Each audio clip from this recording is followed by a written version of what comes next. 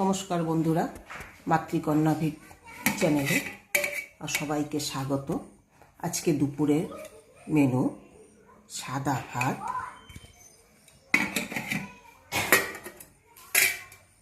সবজি দিয়ে ডাল, গাজর, পেঁপে, সিম সবজি দিয়ে একটা নিরামিষ ডাল,